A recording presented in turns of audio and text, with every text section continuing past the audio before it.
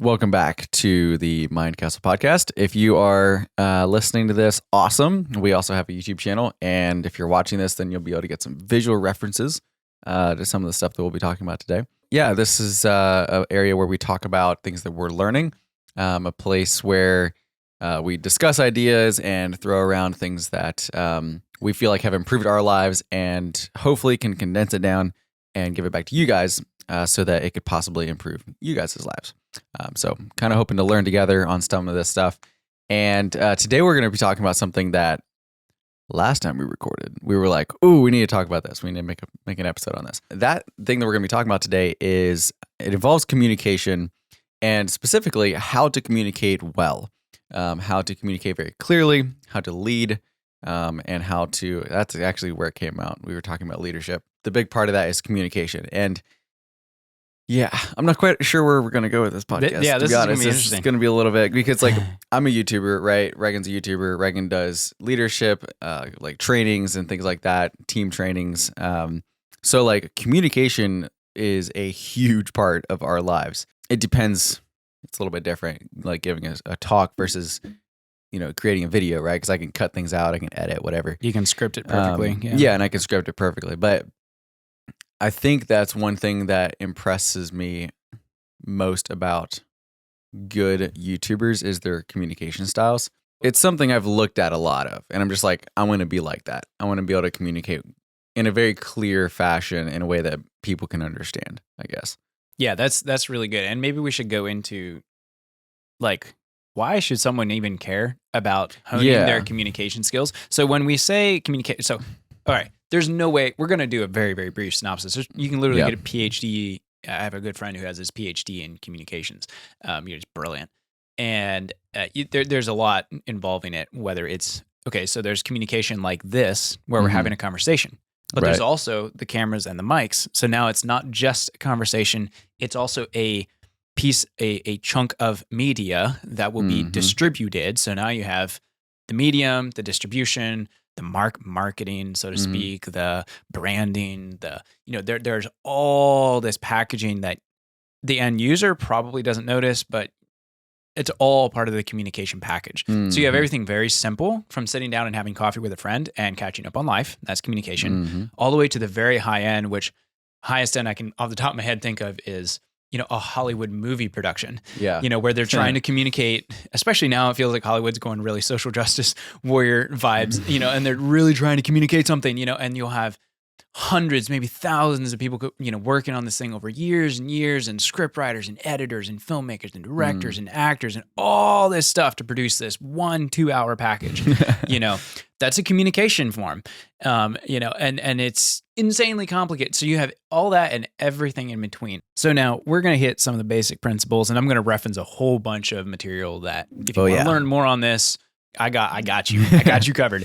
But I really feel like we should probably do a deep dive on some more specifics in another episode. I think we should, specifically like video communication, public speaking communication, interpersonal, personal communication, just one-on-one. Negotiation techniques, Chris Voss type stuff. Yeah, there's some wildly important. Maybe we should do, this one's going to be a little bit more overarching maybe, but if we do get specific about any area, I think it would be good to get specific about person-to-person communication. If I'm talking to you, making sure that you understand what I'm saying and I'm communicating in a way that makes sense. And if there's anybody out there listening saying, well, this is all great, but doesn't really apply to me. Sorry, if you're a human, this applies. It just does. Because being a human, part of the human experience is communicating. There's generally 3 forms of communication, the written, the visual, or audio. So right now, if you're listening to this as a podcast, that's audio. If you're watching on YouTube, there's the visual element.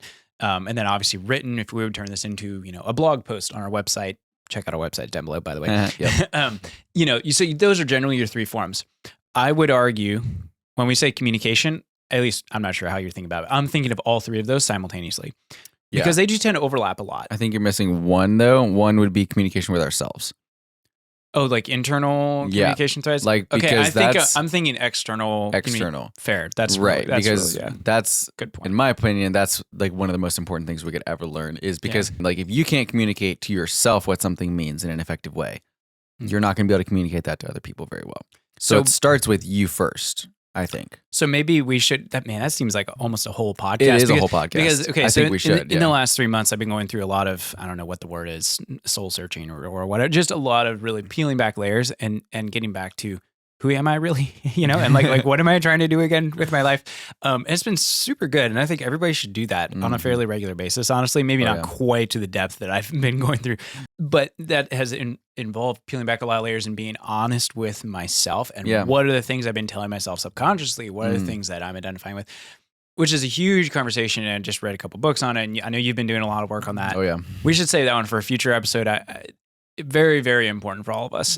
So that being said, grab yourself a lovely cup of tea, and as we sit here drinking our Earl Grey, Earl Grey is the best tea in the world, by the way. Just point it out there. Sorry for all you poor people who drink herbal teas. Earl Grey's got you smoked. Anyways, we're gonna jump into this, and I do teach a number of courses and things on this, but I do it more from a leadership, an organizational perspective.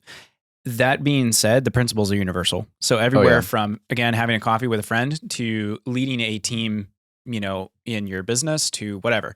And I think we'll just jump in. Can I start with a quote? Yes. By Jordan Peterson. This was like one of the early introductions to Jordan Peterson that I had. And this is from a YouTube video, which we can link, where he's teaching a college course, and it's called What We Can Learn from Conversations. And he says a few things here. If you're listening to someone, they will tell you the weirdest things so fast that you just can't believe it. So if you're having a conversation with someone and it's dull, it's because you're stupid. That's why you're not listening to them properly. Wow. I love that. And the other thing he said is the outcome of listening is that, like, the preferred outcome of listening and having a conversation is that we both end up at a place that's better than where we started. Ooh, yeah. Like that's purpose really of communication. And I think that's really good to hold on to. No, that's really good. Yeah. Yeah, that's really good.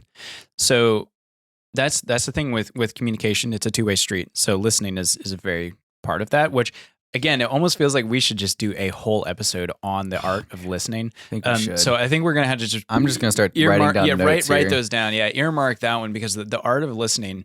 I stumbled upon this realization recently. I started telling my friends this, and it's like, it's astounding what people will tell you if you take the time to listen. It really is. And when I say that, I mean like a genuine interest in others and ask them about their lives. And well, how do you think, what do you think about that? And how do you feel about this? And it is, you will, for one thing, I'm a very curious person, as we talked about in the last episode, insatiably curious. And so just from a curiosity perspective, it's like awesome. You're learning all this stuff, but you also get to know that person in a really neat way if you just take the time to really listen. And that's one of the fundamental principles of, how to win friends and influence people, if I remember right. Yeah, it is. Listen for the intent of understanding instead of responding, which is a really big deal, So anyways, we'll have to save that maybe for a little more time, because that feels that's a big one. It's really important. So this one we're going to focus more on, you as a human are trying to communicate XYZ to this person or this group of people. And without exception, you are going to do that regularly, probably in work. I'm sure it's going to happen in your job, or it's going to happen if, you're involved in any kind of organized religion. You have to communicate what you believe, and you'll have to, lead a devotions at church or something. That is going to happen. So the better you learn how to do this, the better off everybody else is. You can say, a lot of the major mistakes in world history usually happen from a breakdown in communication, which again, we almost just about did a podcast episode on this one. So I feel like we're bookmarking a lot of stuff, but there's a great example. The Year the World Changed is a book I recently read on the fall of the Berlin Wall. And you can summarize what happened to the fall of the Berlin Wall, largely coming down to a miscommunication amongst a few key people at just the right moment in history, and voila, the whole world changed. And it's an insane story, and again, we'll maybe dive into that another time, but it just goes to show how these things are really important. So should I hit, I think one of the key pieces? And then I would say go for it. See what you say? Okay. So this is from the book Extreme Ownership. So if you haven't read this book, I do really recommend it. It's from two Navy SEAL commanders who were both served in the war in Iraq, the Battle of Ramadi specifically, and then came back and were responsible for a lot of the special forces training for West Coast Navy SEALs. Navy SEAL being the highest military unit, special forces unit. in the world, arguably, definitely in the U.S. military, that they're incredible at obviously executing missions, but actually from a leadership angle. Like they have to take their team and communicate something and lead them in the most extreme and difficult environments in the world. Mm-hmm. We should perk up when we hear that. We're like, these are not average Joes. These are high performing. They're not a bunch of jarheads or something. Like these guys are college educated. You know, they go through intense, rigorous academic training. They're very intelligent. They have to pass all these IQ things, whatever. So anyways, these guys were some of those instructors and so forth. And they write down a lot of those principles, and they talk a lot about communication in this. He uses the example of one operation that kind of goes bad and where things got really complicated and the commander couldn't communicate clearly to his team, especially when they get in one of these really hostile environments, and the whole thing breaks down. And fortunately, nobody gets killed, but I mean, it was like really touch and go. They almost lost their guys and stuff. So then he uses that as his principle. He says this: combat, like anything in life, catch that, anything in life, has inherent layers of complexity. Simplifying as much as possible is critical to success. When plans and orders are too complicated, people may not understand them. And when things go wrong, and they inevitably do go wrong, it's very true, by the way. Yeah, life is going to go wrong sometimes. Complexity compounds the issues that spiral out of control into total disaster.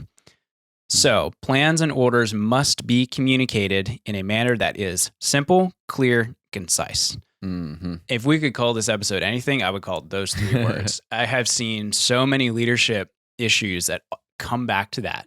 It wasn't simple, or it wasn't clear, or it wasn't concise. So if you can figure out how to get that in your communication, whether it's be written, spoken, visual, like a visual presentation you're giving in PowerPoint, in your church or whatever, keep that concept in mind. Simple, clear, concise. Am I using too many fluffy words? Does it make sense? So I think that's, I always, so when I'm teaching at trainings, we always bring it back to that. So we'll like practice something, and then we'll come back in and debrief the team and be like, hey, was the leader of your team, did they exemplify this? Was it clear? Was it simple? Was it concise, what you were trying to do? And usually when things didn't go well, they'll come back and be like, man, we had no idea what was going on out there. And the leader's like, man, I thought I communicated it. And the team's like, no, you didn't. You did a terrible job. And it's really fun to see people actually have to go through that and then suddenly realize like, whoa, I actually did a terrible job at telling my team what was going on. And now we made a mistake, it's like, hey, that's why you practice. So anyways, I don't know if you have a response to that. I feel like I'm kind of taking over here. Right. So. Well, that's kind of what I was going to bring this in earlier, but I decided to wait, and I'm kind of glad you did, because it goes in well with what you said there. And that is something that I learned from Tony Robbins, which he has a whole seminar designed just for communication. It's incredible. I've never taken it, but I've watched, there's some video clips online that are an hour plus.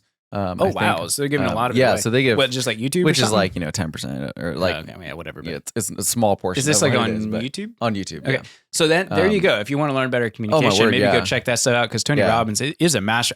I disagree a lot with his methodology, but man, he's a master. So good. Yeah. So this one in particular I enjoyed because it was an older one.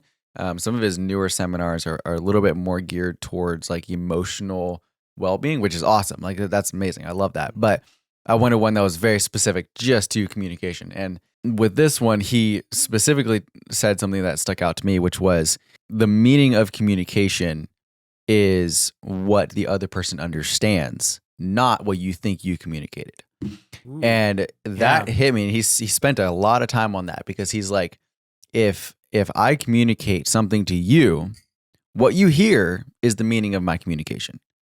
And what's important about that is it's not my fault. It's not your fault. It's what can be done better.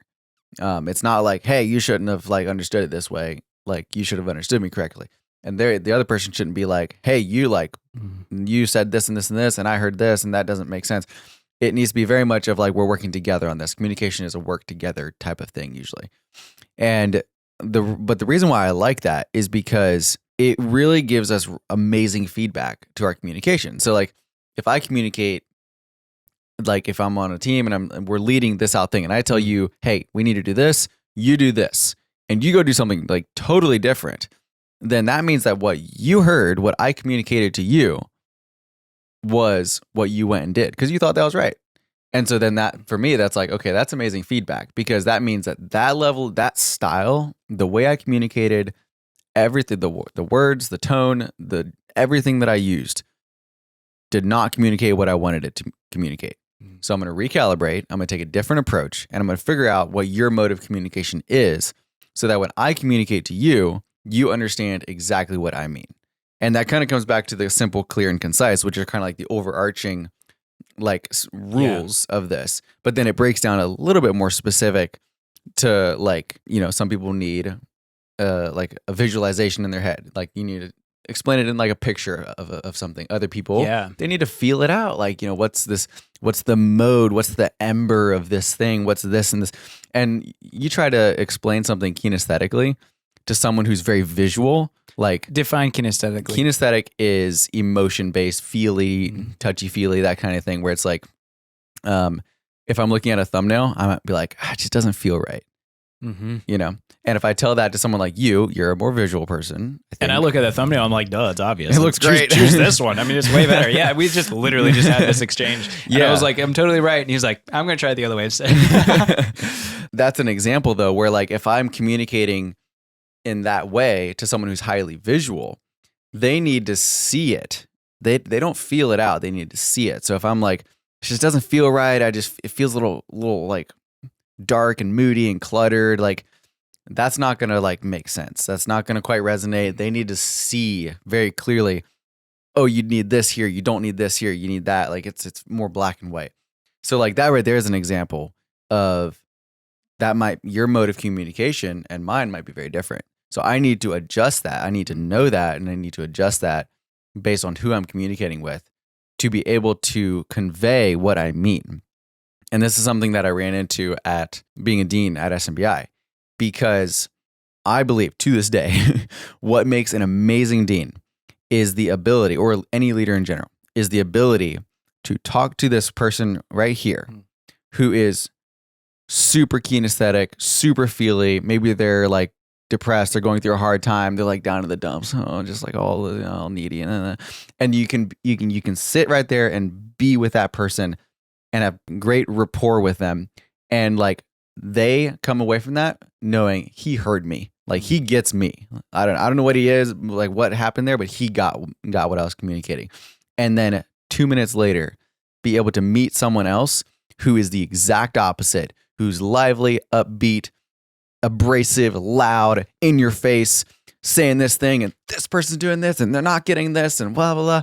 And it's not because they're angry. It's just because they have a very intense mode of communication. And as a dean, being able to flip and meet that person man, I can't believe they're doing that. Like, whatever. What are we going to do to solve this? Let's get this. Come on. What are we doing?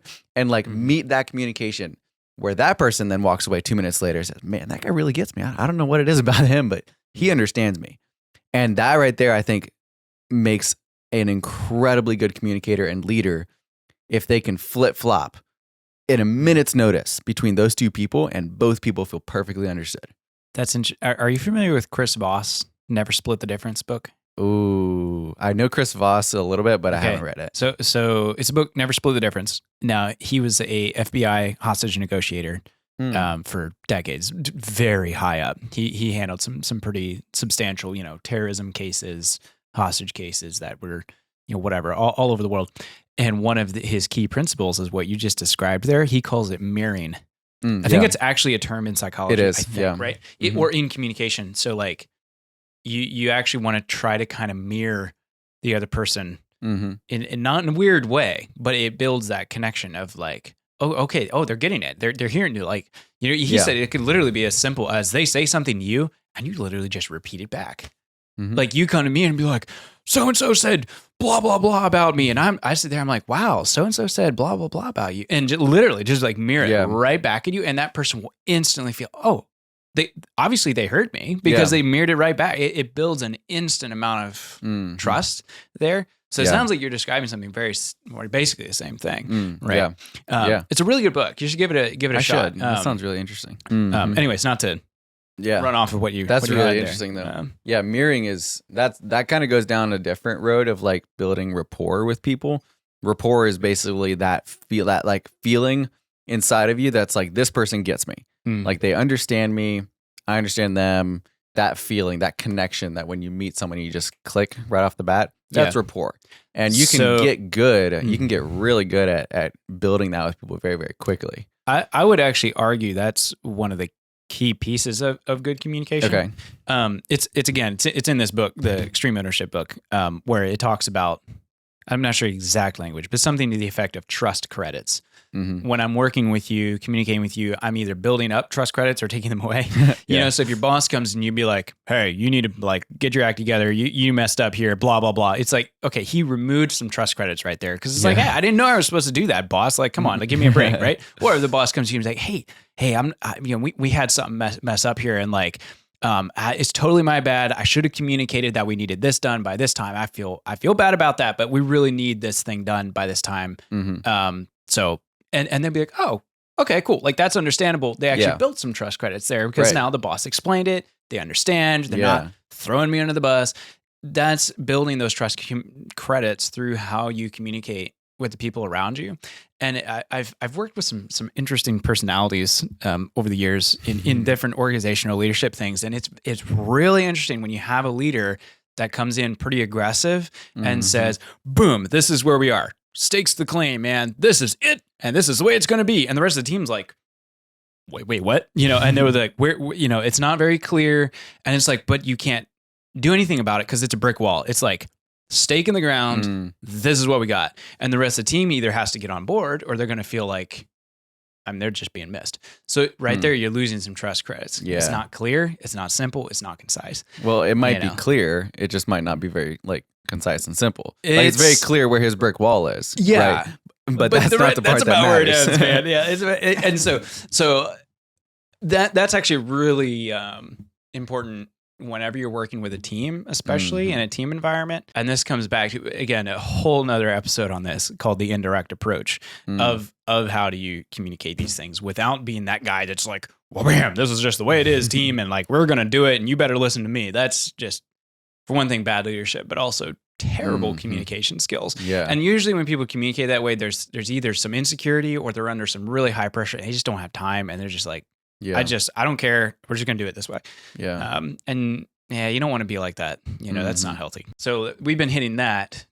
We've been talking more personal communication, but it also applies in mass communication too. Mm-hmm. So I don't know. Yeah. It'd be interesting to get a slice of our audience. Like how many of you out there listening do podcasts, YouTube, public speaking of any kind, you know, some kind of leadership with a company or you know, your church or something. It'd be really interesting to know, because if you're in any of those things, it's going to involve some level of communicating to larger groups, public speaking, a memo, email that goes out to your company. That's mass communication. That's a big deal. That is not a minor thing, you know. And doing that well, simple, clear, concise.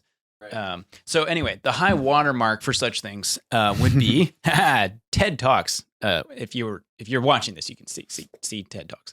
These books. You need to read both of these, by the way. Do. They're the high watermark of clarity when it comes to communication. Easily, they're incredible. Go if you want to learn some great public speaking or just communication skills in general. Go watch the most popular TED Talks. Mm-hmm. Just watch them and see what are they doing? What slides are they using? What words are they using? What body language? Mm-hmm. What's their tone like? What's their voice fluctuation? Are they really quiet or are they really loud? You know, like, and you watch those things. Mm-hmm. And that's where I learned, for example, the yelling preacher thing is a poor communication technique. Think about it. The most popular public speaking pieces that have ever been delivered in the history of humanity. Go back and listen through all of them. Old stuff, Winston Churchill, you know, presidents, TED Talks. How many of them get up there to the podium and start yelling at their audience? None. Mm-hmm. None. Never, ever happens, because that communicates a sign of insecurity that I need to communicate to you by getting really aggressive. Yeah. And you need to listen to me. What does your audience do? Automatically? They'll be like, whoa, easy. Immediate walls. Easy. So they either may put up a wall, they may maybe get afraid, they may be like, well, I don't know what to do with it. It's that really aggressive, you know. Mm-hmm. And fortunately, that style is definitely fading out in some places. But that's actually, like, look at TED Talks.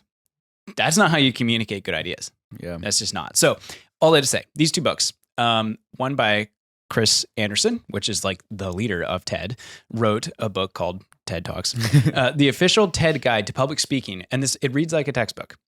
So it's pretty dense. It's pretty awesome. So it starts with like, idea building and connection and narration and persuasion. And these are like actual chapter names: visuals, scripting, rehearsal, wardrobe, like what do you wear, setup, voice and presence. Back to the voice and presence thing. How do you have good command presence on stage? It's not usually by yelling at your audience. You're getting really aggressive. It's almost never. Very, very, maybe like military or something, but that's pretty rare. So that's the one book. Highly recommend. This one I actually liked even more. It's like Talk Like TED is the name. And they took the most popular TED Talks and broke them down piece by piece and said, what about this communicated really well? Like, why did this certain thing resonate? Yeah. One thing, for example, is their PowerPoints. Look at the PowerPoints on really popular TED Talks. Yeah. For one thing, there's almost no PowerPoints. Right. And the ones that are there have like 3 words on them or no words. Very simple, clear, concise. Look at their PowerPoint and you're like, wow, it's very simple. I know exactly what that is saying. No fluff, that among many other things, a whole book of them. So highly recommend. Sorry, I'm kind of taking over. Back to you. What else you got? Well, I was just thinking about like, isn't personal communication one-on-one, like face-to-face, impersonal communication is like through a medium of sorts? That would be like broadcast. So that would be like this. This is if you're listening to this podcast, Bob, Herman, whoever you are, if you're listening to this podcast, that would be personal. Yeah, okay. Because I am not speaking to you directly, Herman, but actually I am. I'm not speaking to Herman directly. I'm speaking to you, and everybody else happens to be listening in. Yeah, when you're speaking to like a personal communication, like you and me talking one-on-one, that kind of thing, that is going to be a very different approach than speaking to multiple people or speaking in an impersonal method where people are like, a lot of people are listening. And I think you saying it would be very different? It would be in so I think it would be different in this specific area. Okay. So the majority of it's going to be the same.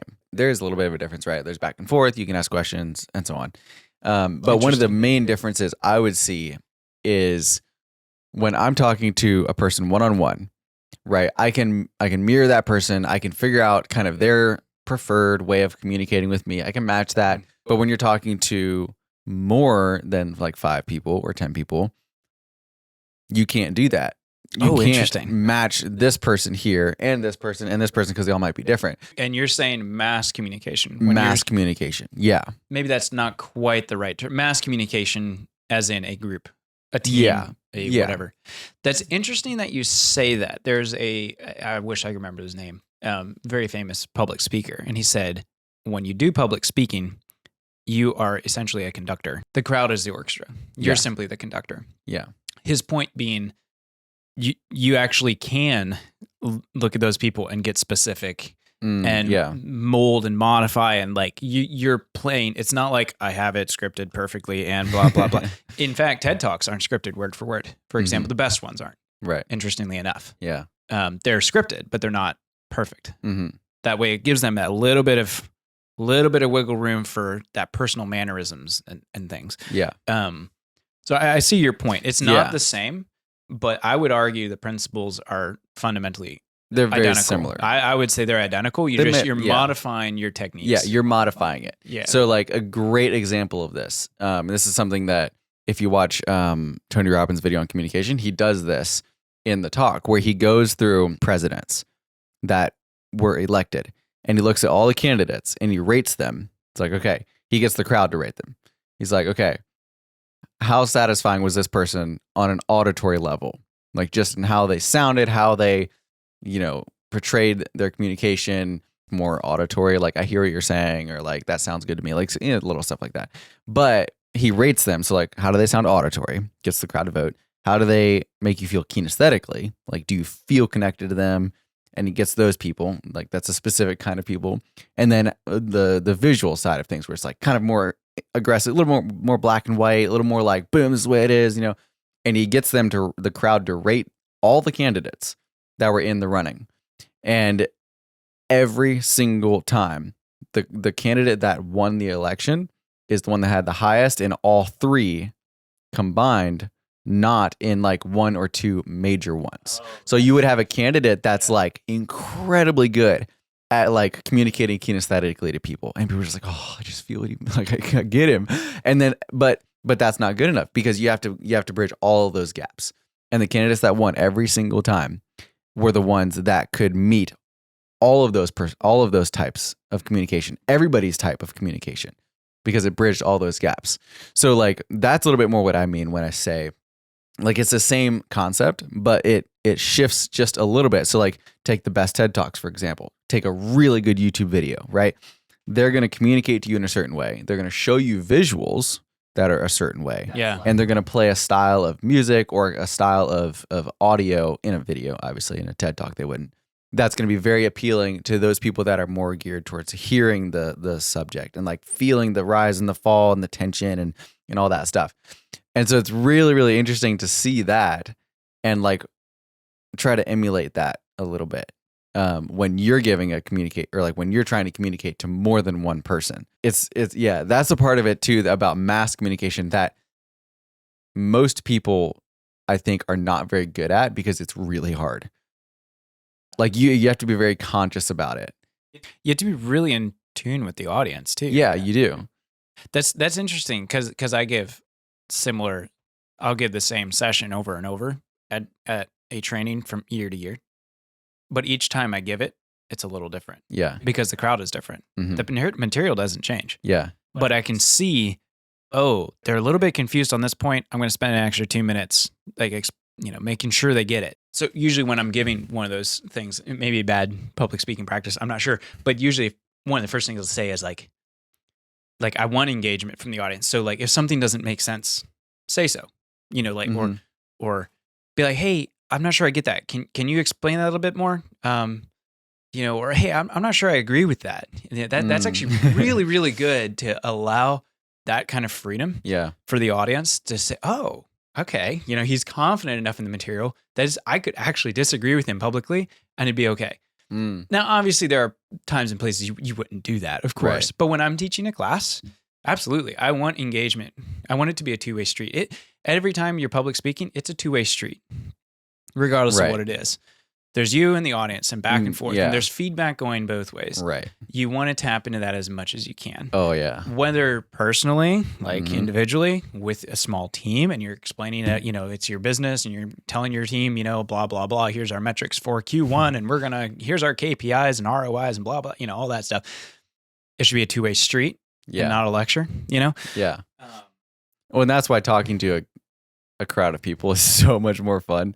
Like public speaking, in my opinion, is like one of the funnest things you can ever do. It's also a great way to get publicly humiliated if you don't know your stuff. That's interesting. I would rather do like small team stuff instead. That's way more interesting to me. But yeah, that's interesting. Maybe that's like a small team. I've never done I've never done a team between like 10 and 20, but like communicating to people more than like 50 to me, actually preferably more than like 100 or 200 would be preferable for me. Really? Wow. Yeah, because then like I can like really gauge off the audience. Like I really feed off of what they're giving me and I change my approach to match that. Which to me is just so much fun because when you're talking to a camera, you have no idea what the other person is thinking or feeling or hearing or anything. That's why, yeah, exactly. And that's why a really good video has to hit all three of those: visual, auditory, and kinesthetic. You got to nail it. Yeah. Because if you don't, doing YouTube is really hard. I mean, and that's what's so hard for me because I'm very kinesthetic. I love making it like, if you watch some of my videos that are like very like, cinematic and storytelling, blah, all this cool stuff. To me, I'm just like, oh, that's the coolest thing ever. Like, I just love it. But it just bores people to death. Like, because they can't feel it. Because they can't feel it. Yeah. And so like, I've had to learn how to like regulate all of that. Like, I guess I should put some good visuals up. Oh, that's funny. Wow. It's super interesting. Yeah. Like that's to break it down to its core. That's all communication is. It's taking this thing, packaging it up in a way to where this person understands it. Exactly. And you're the conduit in between. Yeah. And you can use lots of different conduits. You can do a podcast like this. You can do a YouTube video. You can do in person. You can do an email. You can do a written blog post. There's lots of different ways. that the fundamental principles are always the same. Yeah. And I would actually be staunch on that, whether I am sitting down individually with someone versus speaking to a large crowd. Yeah. I would argue that it's basically the same. Yeah. Same principles. Some deviance. That conduit changes a bit. But yeah. It's the main principles are the same. The principle stays the same. You'll use slightly different techniques. Yeah. You know, if I'm sitting down individually, I'm not going to use PowerPoint, obviously. Right. But if I'm doing a group, I'm probably going to have a few slides. You know, things like that we'll try and modify. But there's so much here on communication. I think I'm not sure where we are on time. We should probably start wrapping this up. But one piece yet, back to extreme ownership here. Is they say this: it is critical as well that the operating relationship facilitate the ability of the frontline troops, workers, whatever in your business, to ask questions that clarify when they do not understand the mission or the key tasks to be performed. Leaders must encourage this communication and take the time to explain so that every member of the team understands. This is just fundamental. Yeah, and it blows my mind how many times we forget something that fundamental. It's like you went and explained, all right, team, we're doing this project. Okay, go do your thing. And it's like, there were 3 people on that team that's like, I don't get it. But I guess I have to go do my thing. It's like, then you do the wrong thing. Yeah, and they do the wrong thing. And so back to simple, clear, concise. It's like, take that time and be like, do you guys understand this? Like, how can I explain this better? How can I get you more involved? How can I build a culture where people feel that they can be honest and say, hey boss, I actually don't get that. Like I don't understand it. Yeah. You know, that's actually really hard, man. That hurts our pride because we all like to think in our heads that we're masterclass communicators. Like, we're so good. And it's like, I could explain this to my employees so well. And then the reality is the employees are behind your back being like, man, I have no idea what the boss just said, you know, and I don't want to tell him because it's awkward, you know. Don't be that guy, okay? Like, stay really humble when doing these things. And I think the humility is one thing you can't really fake. Like, that's going to come through and people are going to see that and be like, oh, wow, like the boss is actually really awesome. Like he communicates well, but if something's not clear, I feel completely safe going up to him and be like, hey boss, like I don't get it. Can you explain this again? Yeah. And he's not going to chew me out. You know, that's something you can't buy that. That is incredible. Oh, man, That's incredible. So important. Or friends, you know, I have good friends in my life now that, you know what, they just come to me and be like, hey, like that didn't make any sense, man. Can you do another pass on that? Like that was weird, bro. You know, and everybody, you got to have friends like that in your life. Oh yeah. You know, that'll say like, hey, you really could, you used 2 pages to write that blog post. You really could have done it in half a page, man. Like you really should cut those last 3 paragraphs, you know. You need that in your life. So anyways. A few do you have anything else before we kind of wrap up? There was a few other things I wanted to touch on. I think we should probably wrap it. We got other stuff to hit on other episodes. So a few things I want to name out. One is Andrew Huberman. Fantastic example. Huberman Labs. Of someone who is incredibly smart, could talk in a way that none of us really understand, but is very good at breaking down complicated things in a way that very uneducated people, such as myself, can understand it, right? And you don't have to have a degree in biology or whatever. Like he can explain it in a way. That's a great example of a good communicator. Someone who can take information, condense it down, and portray it in a way that is simple, clear, and concise. Another one is so like every single title that I make for my YouTube channel, I have a note in there that says, could a 13-year-old understand this at a glance? Right? And it's not about like dumbing it down so that it's like childlike. It's about making it so clear that like my niece could look at this and be like, ha, I know what that video is about. Like, I get it. Yeah. It's not ambiguous and vague and all that stuff. Like just breaking it down just like that. So it's a good reminder for me. And last but not least, I get so many emails and DMs from people. I'm a thumbnail guy. I'll make your thumbnails. I noticed your videos could use better thumbnails. I'll make them better. It's like, okay, first of all, don't insult my thumbnails and then ask to work for me. But like, second, it's like half the time I have no idea what they're asking. Like I just got a DM from this guy. It's like, I have this great thing and thingy, like, tell me if you want this. And I'm like, I respond, I was like, I don't know what you're asking me to do. Please communicate clearly. My time is valuable. And he's just like, oh, I'm so sorry. Like, he like responds back like, okay, thank you. We could have done this on the very first one. Like, did he actually explain it well then? I haven't read it yet. But all I saw was his apology. And like, it would be really interesting though to look at that and be like, if on round 2 he actually explains it really well and made a lot of sense, you'd be like, like this guy has the ability. Exactly. See, here's the part that gets me. People have the ability to communicate well, but it takes real intentionality. It does. And see, probably the first time around, he's like, he's probably not even going to see this DM. I'll just quick throw something up and I'm not even going to proofread it. Mm-hmm. Next time around, he's like, hey, I'm going to spend an extra 3 minutes. It's not rocket. This is not rocket surgery. Okay. An extra 3 minutes and make this extra clear. Yeah. And suddenly the end result is amazing. Like that's actually usually the difference between a really good public talk and not, whereas someone took an extra 15 minutes to look at it from the lens of, is this simple, clear, and concise? And the other person didn't. Yeah. You know, I've probably had over 100 people email me asking me to make YouTube shorts out of my videos. I've hired one person, and I hired him after his first email. Was he good? He was so good. Like his communication, he was like, hey, here's who I am. Here's how much I'll work for you for. Here's my content. Send me a video. Actually, don't even send me a video. I took one of your videos, downloaded it, and made 3 shorts out of it already as a sample. Here's the shorts. Check them out. If you want them, you can have them for free. I'll do the next one. Here's the price. Boom. Let me know. I was like, you're hired. I'm like, that's when incredible. do you start? Wow. Like there was no like back and forth. He didn't make me name the price. Like super clear, bullet points, everything. I was just like, hold it. Like this guy deserves money. Like, go get him. Like, and I since have kind of started making my own, so he's not working for me anymore. But I was just like, he's gonna be fine. Like, if he sent that to 25 YouTubers, 20 of them would probably hire him. That's the big thing. Like, just you got to communicate clearly. Like, it's just so essential. The like, ability to write a good email is huge. Like, I'm sorry, but like, if you write me a DM or an email and I read it and I have no idea what you're saying, I'm just like, this person does not get it. Or they don't, or what's worse, they don't care. Or they don't care. That's the part that will really get me. It's like, you don't care. Don't be sloppy with that. That is so unprofessional. It comes back to this. When you communicate poorly or unclearly, or you don't take the time, it actually communicates something that says, you know, that person doesn't actually really care that much. Like if they really cared about this, they would have taken that extra couple minutes to proofread the email and make it nice. And make it easy to understand.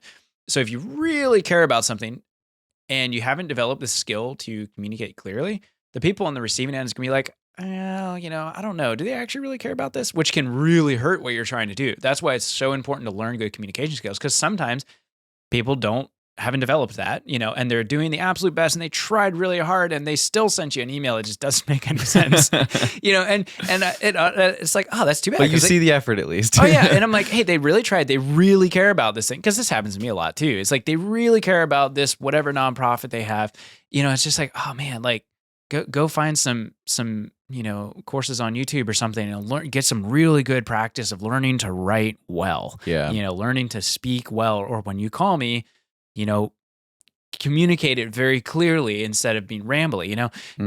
It's not that they don't care, it's that they just didn't build that skill yet. Right. Know? So that can be kind of frustrating, actually. It's just like, oh, you can easily develop your communication skills. You know, it just takes a lot of practice, of course. Yeah. And there we put ourselves on a pedestal here. Like we got a long way to go. Like we're pretty bad at this thing, but we at least are trying, you know, and there's a lot of practice involved. And I mean, I'm sure you've seen huge uptick in communication ability when you started making YouTube videos, because you suddenly started to appreciate how hard it is to communicate ideas in a way that makes sense. You know? Anyways, a bit more of a longer episode. We definitely need to come back to this because I think it's really important. And there's a lot of stuff we left on the table here. You know, to tackle, we'll pick it up to tackle next time. So, anyways, thank you all for watching this episode or listening, as the case may be. Make sure to subscribe to us at your favorite podcast app or on YouTube, because we're on YouTube now. And I think, all the books I referenced should be linked down below. Highly recommend them. Pick them up. It'll teach you a lot about how to give a TED Talk and other communication skills. Find all our content on our YouTube channels or over on our websites, reaganschrock.com, austinschrock.com. Follow us on Twitter. Check us out on Goodreads to see what books we're reading these days, because that's always interesting. And did I miss anything? I don't think so. I was going to say, and check out our, channel sponsors down below, but we don't have any sponsors. So too bad. Nobody cares enough to give us money to make these things. That's too bad. But anyway, we always love to hear from you guys. Hit us up on Twitter or something if you got something you think we should, and we should cover. Might not hurt to throw in some good like communications, like videos down below. Like, idea. If someone really wants to learn, like 30 minutes of your time, you can increase by like a lot. So, I should make I've been doing this thing where I like make PDFs of resources that I recommend for different areas. One I haven't done yet is one on communications. Yeah. How to develop good communication skills. Yeah. I should do that. I should make that PDF and we could give it away to our listeners. Yeah, you should. That's a good idea. If you can get that, that'd be awesome. If not, I'll drop a few resources below of maybe that one by Tony Robbins. Like I learned so much from that. Anyway. Wow. Anyways, we got to wrap this up. Appreciate you all listening. We'll catch you in the next episode.